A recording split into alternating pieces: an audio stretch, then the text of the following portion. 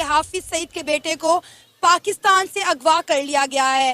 कहा जा रहा है कि इसमें इंडिया मुलव्विस है, ये सब किया धरा रॉ का है और इंडियन मीडिया के मुताबिक कहा जा रहा है कि अगला नंबर हाफिज सईद का होगा। आपने मुझे जो खबर सुनाई है बहुत अफसोसनाक वाक़या है। अब देख लें हाफिज मोहम्मद सईद साहब जो कि जमात के एक लीडर हैं, हमारी जो जमात को चलाते हैं, आगे लेकर चलते हैं, तो आप देख लें तकरीबन जब भी वो बाहर आते हैं ना, हाफिज सईद साहब की अगर बात करें, जब भी वो बाहर आते हैं इंडिया को पता चलता है कि हाफिज सईद साहब को रिहा कर दिया गया, तो फिर ये सोचा छोड़ देते हैं कि इन्हें जल्द अज जल्द इन्हें बंद किया जाए, जल्द अज जल्द इन पर जो पाबंदी लगाई जाए। और अगर बात की जाए उनके बेटे की जो इंडिया वालों ने गवाह कराया, आप मुझे बताएं क्या ये पाकिस्तान नहीं है, ये मुसलमान नहीं है जो एक काफर के पीछे लगकर हाफिज सईद साहब के बेटे को गवाह करा रहे हैं। हाफिज सईद साहब को छोड़ दें तो इंडिया ठीक है, जल्द से जल्द जो बिगड़ी हुई है, जो इंडिया जो कश्मीर पर हमले की जा रही है, अभी हाफिज सईद साहब को छोड़ दें, आप दबाव देख लेना, ये इंडिया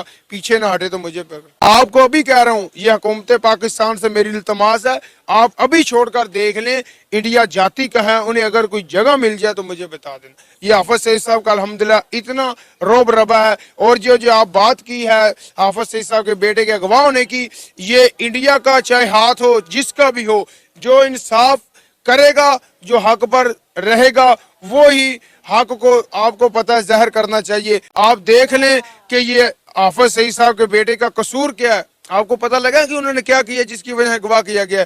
कोई इशू ये है ना जो आप कह रहे हैं दहशतगर्दी का काम फैला रहे हैं, अगर वो दहशतगर्दी का काम फैलाते होते, अगर वो दहशतगर्दी का काम करते तो आप बताएं ये पूरा पाकिस्तान, आप पाकिस्तान को छोड़ें, आप जिस मुल्क पर भी चले जाएं आपको वहां पर इंशाल्लाह ये हाफिज सईद साहब के दोस्तान मिलेंगे, हाफिज सईद साहब की जमात मिलेगी। हाफिज सईद के बारे में आप क्या जानते हैं, कैसी पर्सनैलिटी है?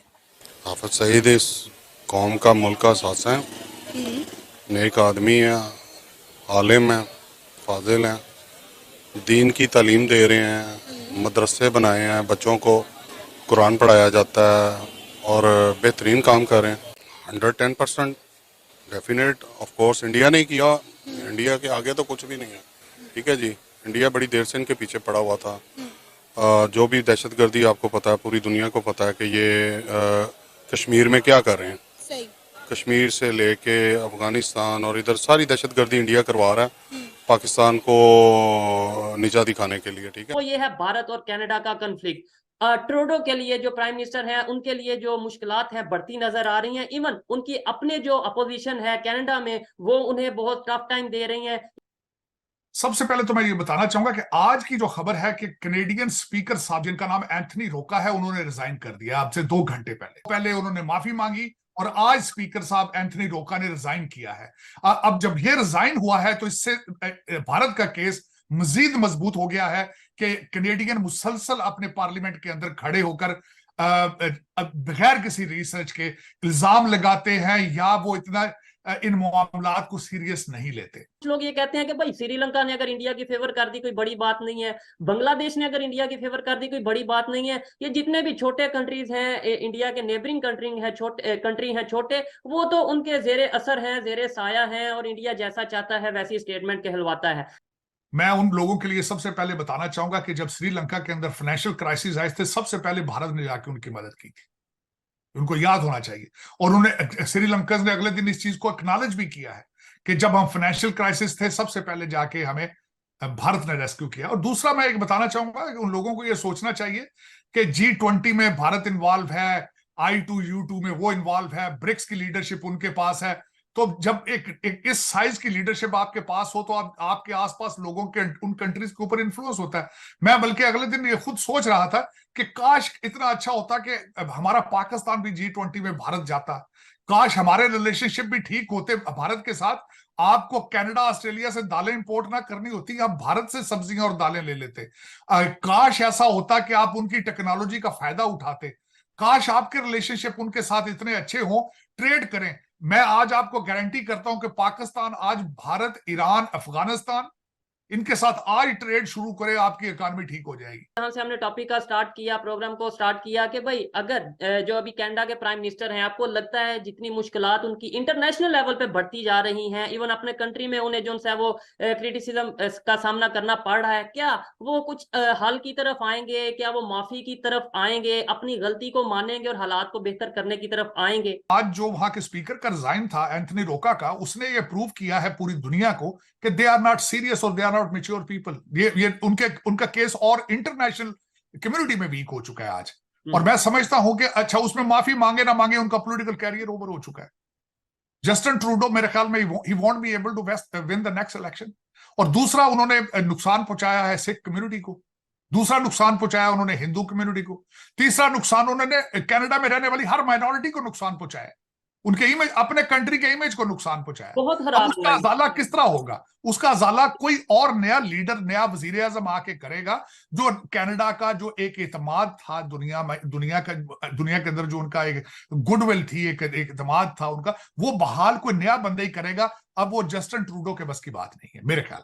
हाफिज सईद जो एक यूएन डेजिग्नेटेड टेररिस्ट है, और अमेरिका की सरकार ने हाफिज सईद के ऊपर लगभग 10 मिलियन यूएस डॉलर का इनाम भी रखा है कि जो भी उसकी खबर देगा उसे 10 मिलियन यूएस डॉलर दिए जाएंगे। हाफिज सईद एक पाकिस्तानी बेस्ड टेररिस्ट है जिसके बहुत सारे हमलों में हाथ है जो कि इंडिया के अंदर हुए, फिर वो चाहे मुंबई में लोकल ट्रेन बॉम्बिंग हो या फिर 26/11 हो, यहाँ पर हाफिज सईद का नाम आया और इंडियन इंटेलिजेंस एजेंसीज के पास अच्छे खासे एविडेंस है जो कि उन्होंने यूएन को भेजे, और इसीलिए यूएन ने हाफिज सईद को ग्लोबल टेररिस्ट डिक्लेयर किया। पाकिस्तान की जो डीप स्टेट है वो पूरा कोऑपरेशन करते हैं हाफिज सईद के साथ, क्योंकि जब भी फॉरेन प्रेशर आता है कि हाफिज सईद को गिरफ्तार करो और उसके खिलाफ मुकदमा करके उसे जेल में भेजो, तो उसको सिर्फ हाउस अरेस्ट किया जाता है और आईएसआई पूरा फैसिलिटेट करती है सारी एक्टिविटीज़ में उसको। और हाफिज सईद क्योंकि जमात उद दावा का हेड है, इसीलिए पाकिस्तान के लोगों का ऐसा मानना है कि वो सोशल वर्कर है, जबकि ये सिर्फ एक मास्क है जो डीप स्टेट की मदद से हाफिज सईद की इमेज को पहनाया गया है, जबकि एक्चुअलिटी सबको पता है यूनाइटेड नेशन का डेजिग्नेटेड टेररिस्ट है हाफिज सईद। और हाल ही में एक बहुत बड़ी डेवलपमेंट ये हुई कि हाफिज सईद का जो बेटा है उसको कुछ अननोन लोगों ने किडनैप कर लिया पेशावर से, जो कि एक बहुत ही शॉकिंग बात है। और अब पाकिस्तानी लोग रॉ के ऊपर इसका इल्ज़ाम डालना चाह रहे हैं कि रॉ ने उसको किडनैप किया है, क्योंकि इससे पहले रॉ ने ही एक अटेम्प्ट किया था हाफिज सईद के असैसिनेशन का, जो कि पूरी तरह से बेबुनियाद बात है। ऐसा कोई भी एविडेंस पाकिस्तान के पास नहीं है, और अब जब हाफिज सईद का बेटा किडनैप हुआ है तो इसका इल्ज़ाम भी वो इंडिया पे डाल रहे हैं। अगर रॉ ने ये काम किया है तो रॉ तो कभी एक्सेप्ट नहीं करेगी और पाकिस्तानी कोई एविडेंस भी नहीं ढूंढ सकते।